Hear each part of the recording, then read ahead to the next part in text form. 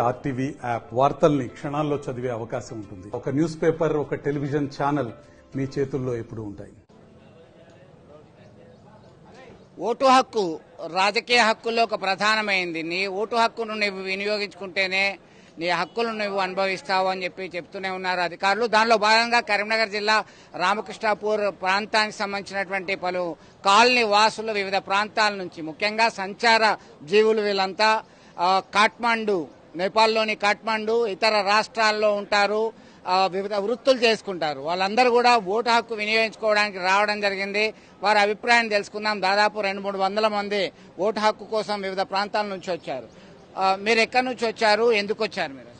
Sir మేము జై శ్రీరామ్ అని గట్టిగా. మేము రామకృష్ణ కాలనీ గ్రామం మాది, తెలంగాణ. మేము ఉండేది Assam, north east, Guwahati north east. అక్కడ మాకు తాతల ముత్తాతల కంచాలి. మా టెంపుల్లో ఉంటున్నారు? ఇది కమఖ్య, మా కమఖ్య టెంపుల్, కమాఖ్య టెంపుల్ అక్కడ ఉంటాము. అక్కడ ఇక ఎందుకంటే 2 నెలలు అక్కడ ఉంటే 3 నెలలు ఇక్కడ అన్నట్టు. ఇప్పుడు ఎలక్షన్లు కాబట్టి, ఎంపీ ఎలక్షన్లు కాబట్టి మీ అందరూ ఇక్కడికి వచ్చేటది. మరి ఏమో కండువ వేసుకున్నది ఏకంగా, ఇది మన బీజేపీ కాండువా. అటేస్తారా? మనకు మోదీ అంటే చాలా ఇష్టం అన్నట్టు. మోదీ, బండి సంజయ్ సార్. ఎంతమంది వచ్చారు మీరు? వచ్చిన 200-300 మంది వచ్చినాం సార్. సో మీరు ఎక్కడి నుంచి వచ్చారు, ఏం చేస్తారు, మీరు ఏం పని చేస్తారు? మేము పూజలు చేస్తాము, కాశీలు ఉంటాం. మా వాళ్ళందరూ నేపాల్ ఉంటారు. వాళ్ళు 200 మంది దాకా వచ్చారు. ఈ పార్టీ అంటే మాకు అభిమానం, మన హిందూ ధర్మం పార్టీ కాబట్టి ఎప్పుడైనా మేము ఓటు బ్యాంకు గురించి ఎక్కడున్నా కానీ వచ్చి ఓటు వేసిపోతాం. ఇప్పుడు బండి సంజయ్ మన బీజేపీ పార్టీ గురించి హిందూ ధర్మం, సనాతన ధర్మం చేయబట్టి వచ్చేసాం. ఈ ధర్మంలో మనం అందరూ ఓటు వేయాలి. మాకైతే వరదాకా ఏ పార్టీ వాళ్ళు సాయం చేయలే. మా ధర్మం మేము ఎట్టయినా ఓటు గురించి అయితే వస్తాం ఎక్కడైనా కానీ. నీ 6 గూడాలు మాయి, ఒక గూడానికి పెద్ద మనిషి నేను.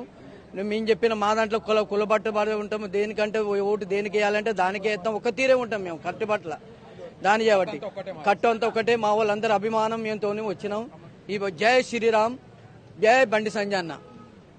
మీరు ఎక్కడి నుంచి వచ్చారు, ఎందుకు వచ్చారు? నేపాల్, కాఠ్మండు, పశుపతినాథ్ నుంచి. ఏం పని చేస్తారు? మేమంతా జ్యోతిషమే.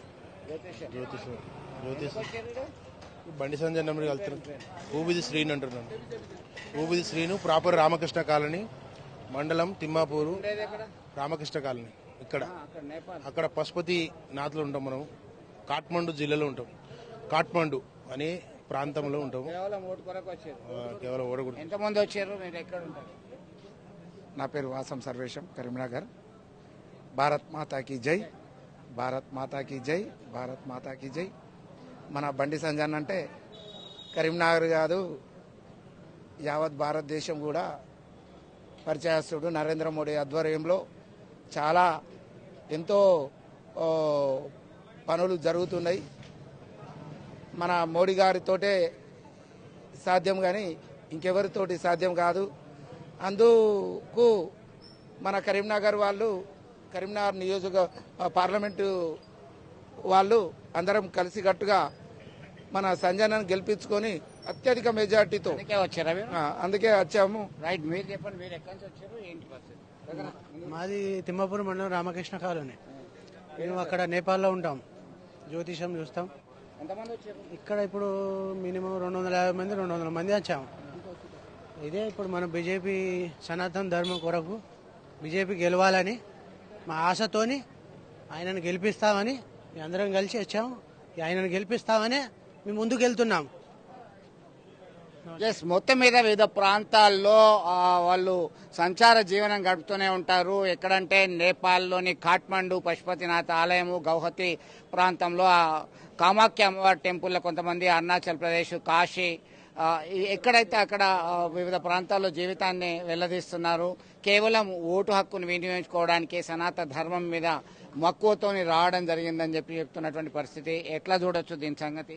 వీళ్ళు ఎంతమంది వచ్చారు, ఏంటి పరిస్థితి? అదే తిమ్మాపూర్ మండల్, రామకృష్ణ కాలనీ గ్రామం.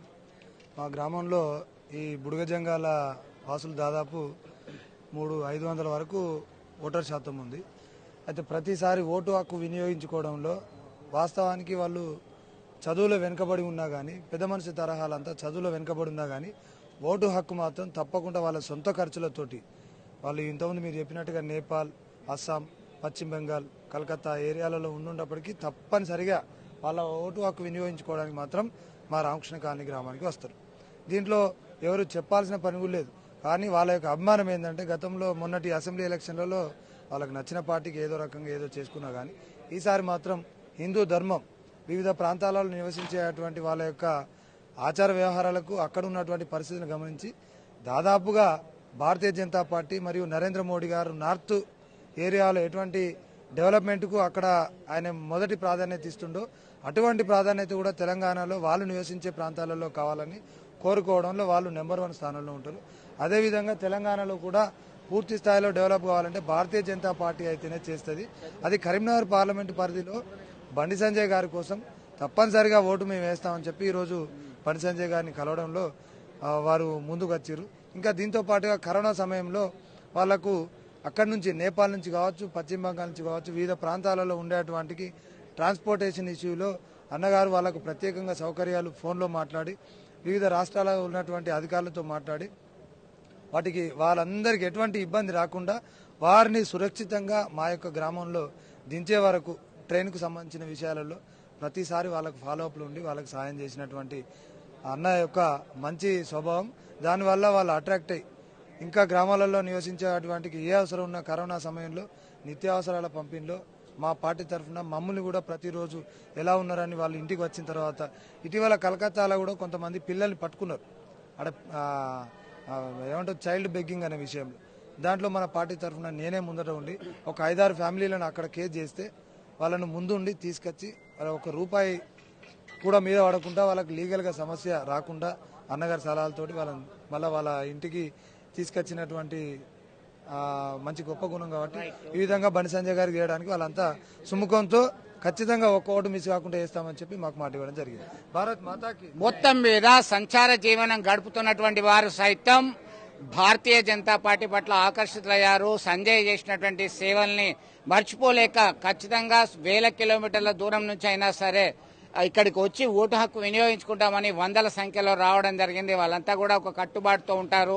ఎవరైనా కుల పెద్ద వాళ్ళ సంఘ పెద్ద చెప్తే అదంతా పాటిస్తారు.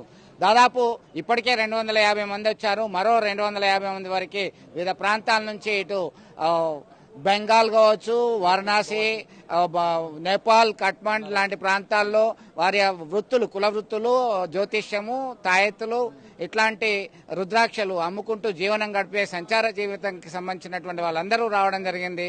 తాము కేవలం ఓటు హక్కు వినియోగించుకోవడానికి, సంజయ్కి మద్దతు తెలపడానికి మాత్రమే వచ్చామని స్పష్టంగా చెప్తున్నారు. వీడియో జర్నలిస్ట్ సుమంత్తో కలిసి చంద్రశేఖర్, RTV, కరీంనగర్ నుండి. మరిన్ని వీడియోస్ కోసం ఛానల్ ని సబ్స్క్రైబ్ చేయండి. లేటెస్ట్ అప్డేట్స్ కోసం వాట్సాప్ ఛానల్ ని ఫాలో చేయండి. అండ్ లింక్ డిస్క్రిప్షన్ లో ఉంది.